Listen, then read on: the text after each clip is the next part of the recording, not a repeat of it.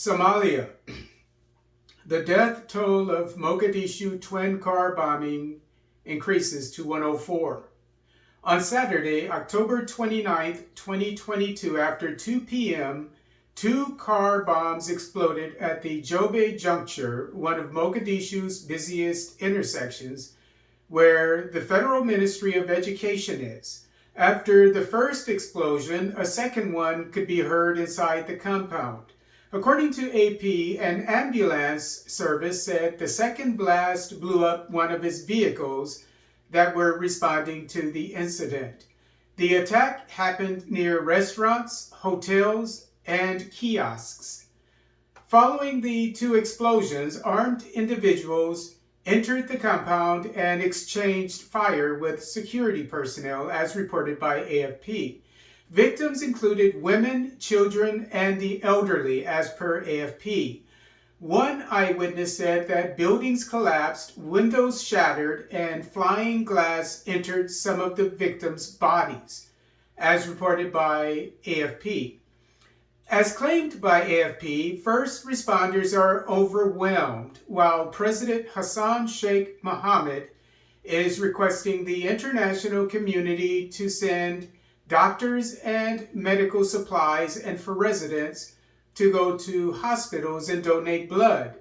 As mentioned in Iran newspaper, by Sunday afternoon, 104 people had died and 269 others were seriously injured. As stated in Deutsche Welle, as Al-Shabaab claimed responsibility for the attack on its radio station, Andalus. Namibia to renegotiate $1.3 billion genocide deal with Germany.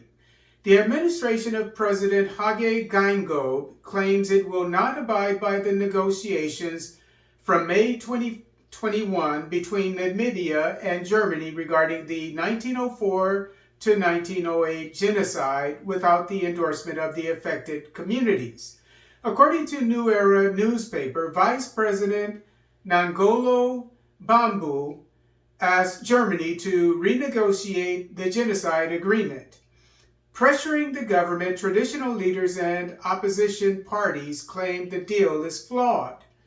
The agreement negotiated by the German government last May calls for Germany to give Namibia $1.3 billion for aid projects over 30 years.